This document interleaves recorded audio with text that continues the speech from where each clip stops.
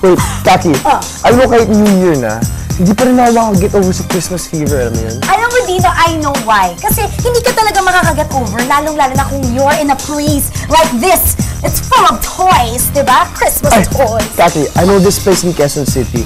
Maraming toys. Hindi lang 1,000. 2,000. Hindi lang 2,000. 5,000. Hindi! What? 10,000 toys! 10,000 toys? At hindi lang Christmas pero all year round. Oy, Dino, samahan mo naman ako. Punta tayo dyan, Diba? please. No, Sure, because I like toys. Sige, Like, me too. okay. Pakilanin ko to. Okay, let's go.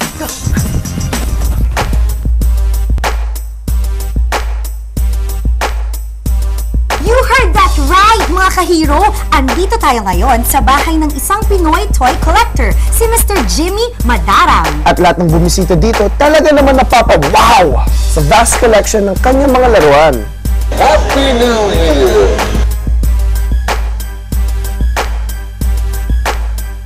Two years ago, marami pumunta ng TV programs dito na sinasabi nila, gawin ko raw toy museum. Doon po nag-umpisa. Marami po kasi pumupunta dito mga visitors namin. Lahat po ang unang sinasabi niya pag nakita nila ay wow. Kaya sabi ko, gawin na lang namin ng Wow Toy Museum. Kod na ito, meron pong Voltes 5. Ito po yung panahon namin noon sa TV. Ito po yung mga heroes na kailangan silang lima dapat mag-bolt in para manalo sila. Itong Volkswagen po, magmula po sa 160 scale na pinakamaliit hanggang pupunta po sa pinakamalaking 1/6 scale. Iba-iba po ang kulay niyan, tapos pininturahan ko para maging uniform. Tapos dito meron din po yung Gundam. Itong Gundam na ito ay animated siya. Yung dalawang yan, battery operated, interactive, nag-aaway sila. Dito po sa section na ito naman po yung mga miniature na appliances. Ang tawag dito, evolution ng appliances. Kasi magmula po dito sa katulad po nitong 1950s na TV, black and white pa po siya. Tapos pagdating dito, colored na siya. Ito yung panahon ninyo, yung flat screen. Kaya evolution ng appliances, mula sa luma hanggang po sa pinakabago. Nung bata pa ako, nakapanood ako ng scene na King Kong at Godzilla. Tapos hawak nila yung train, yung barko, parang sila yung may control. Siyempre, bata pa ako. Inisip ko, gusto ko ako yung higante na kaya ko kontrolin yung train o aeroplano. Doon po nagsimula yung mga maliliit na miniature na yun. Nag-start kasi ako mag-assemble ng model kits noong 1962 hanggang iba-iba ng mga collection ko. Yung mga laruan po dito, galing po sa iba-ibang lugar. Yung iba po, dito nabili lang sa locally. Tapos yung iba naman, nabibili ko sa internet. Sa internet, international, so iba-ibang bansa, iba-ibang lugar, nabibili ko yung mga toys na yun. Nung nalaman po nila na maraming pupunta rito at sinasabi nga nilang toy museum na, yung mga kaibigan ko, pamangkin ko, pati uncle ko nga, 85 years old na, nag-donate din siya ng luma niyang laruan sa akin. Yung pinakaunang kinolek ko, yung model kits na Ford Fairlane, 1962 po yun, 8 years old ako. Yung pinakamahal ko na laruan, yung German train diorama. Nabili ko siya noong 1990s, nag-worth na siya ng 60,000. Pero inipon ko siya ng for 20 years. Meron akong isang doon na tin toy car na pinakaluma sa elder brother ko yun, yung Lincoln Futura. Yun po ay 1955 pa. Ang pinakabagong toy po yung Christmas animated po, gumagalaw na Christmas Factory. Dito po sa gawing ito, meron itong Volkswagen na ito po, 1962. Ito pong laruan na ito po yung pinaka-meaningful na collection ko. Ito po yung sasakyan namin noon, pumunta kami sa Luneta. Lahat po ng kinokolek ko, basta siya, rare, pambabae o panlalaki, kinokolek ko. Basta detailed na miniature. Ang karamihan po dito yung mga kotse. Kasi yun po ang hilig ko. Itong Battleship Yamato na ito ay Nichimo brand. Nanalo siya ng Best in Show Award. Ito po yung aeroplano, pag tinignan nyo po, meron siyang antena at saka wire, at saka machine gun. Ito Ito pong barko na ito, nanalo siya ng second place at 3 buwan ko siya ginawa. Kulang-kulang 3,000 piraso po siya. Nabuo ko ito noong 1977 pa. Ito po yung workshop ko. Dito ako gumagawa ng mga toys ko. Dito sa workshop na ito, dito ako nagsimula noon, nag-a-assemble ng mga model kits. Later on, nakakabili na ako ng mga animated na sirang toys. Dito ko na rin siya inaayos. Ito pong lata na ito ay lata ng sardinas. Pero pag binuksan mo, may diorama.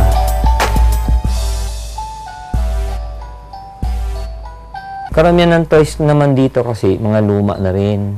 So, para mapatagal ito, unang-una, ilagay lang nila sa box, balutan ng plastic. Kung gusto naman nila i-share sa mga tao, ilagay nila sa glass box, yung box na glass, para makita. At the same time, para hindi siya maalikabukan. Huwag naman nila din yung sa may malapit sa bintana at nakakapagsira ng mga finishing, yung katulad yung mga kulay, kukupas yun, saka magka-crack yung mga parts. Ordinary truck yan, ordinary transform, na truck. Tapos transform natin.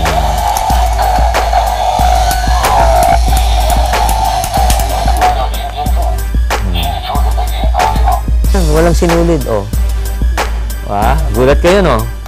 Oh, may ilaw pa. Oh, may ilaw pa.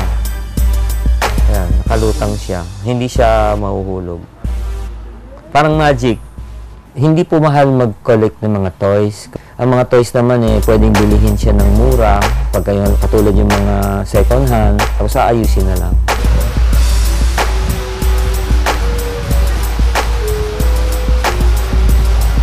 Kayo pong mahihilig sa mga koleksyon na katulad ko, welcome po kayo lahat bumisita dito sa Wow Toy Museum.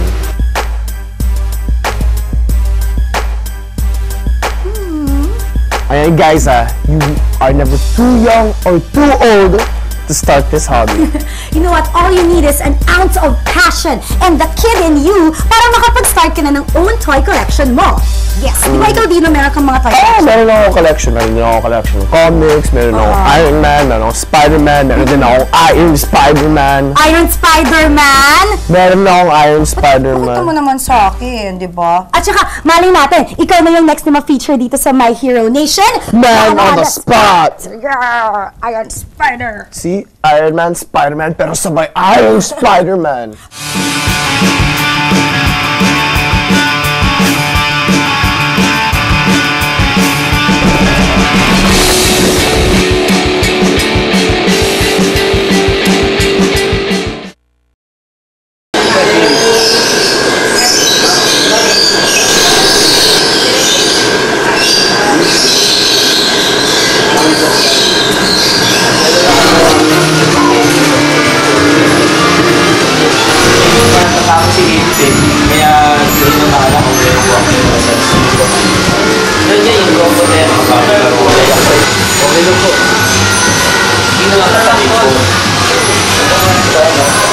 Lumaki itong collection kailan nag-start at saka paano siya lumaki?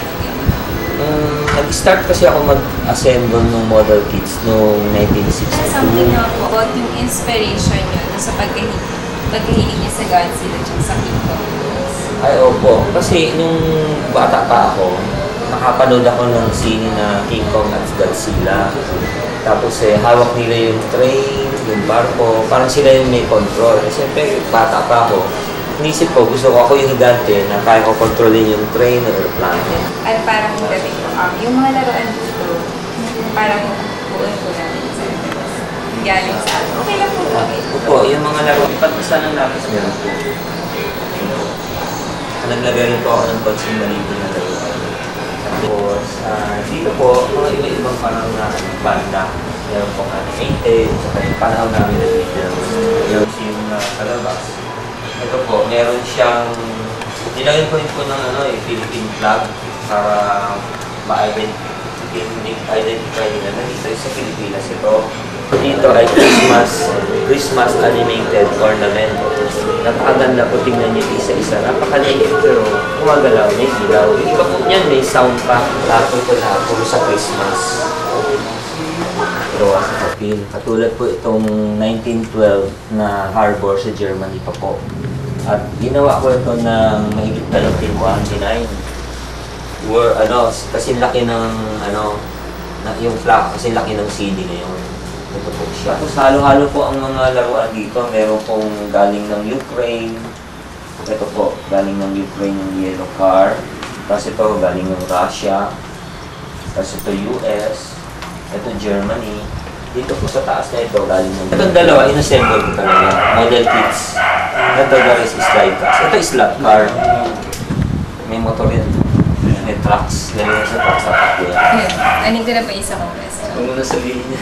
Ito na lang siguro. Pero magka-question muna po. Sige po. Puno, pag tinignan niyo itong puno na ito, may alitap-tap ay yung buong maliit. Hindi siya nakadapo sa puno. Kung hindi, nakalutang siya. Ang maganda po rito, meron pong rito, may taong may hawak na flashlight. Tatlo po yan eh. Yung isa po, yung isa, farmer, doon po. May kasamang babae. Matulas na. Yun po yung farmer na flashlight. Umiilaw. Tapos itong dito sa gawin ito, meron namang wall clock. Umiilaw na yung wall clock, umaandar pa yung oras. Tama yung oras niya. Pati doon po sa station niya. Yung switch pa nga ng bahay. So, sa bahay, ito yung switch ng ilaw sa bahay. Totoo nakalutang yan. Walang sinulid. Gulat kayo, no? May ilaw pa. Pa. Ayan, kalutang siya. Hindi siya mahuhulog. Parang magnet yun. Parang magic. Magnet? Oo, magnet.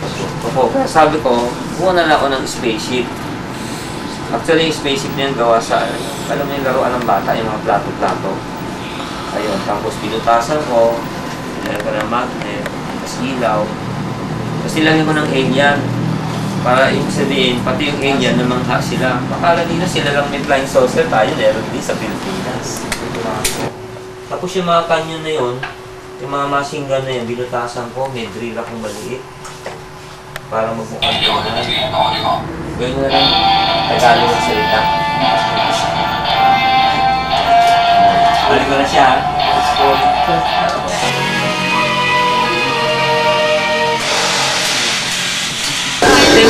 Thank you Rito. Ganda naman dito. Ang pangalan mo, sabihin mo. Angel po. Angel Angelica po ulit. Segment producer o researcher. Ready na Ready na. Hi! Hi! Anong program? Hero TV. Anong channel? 44. Anong araw? Anong time? Sky Cable? Sky Cable Channel.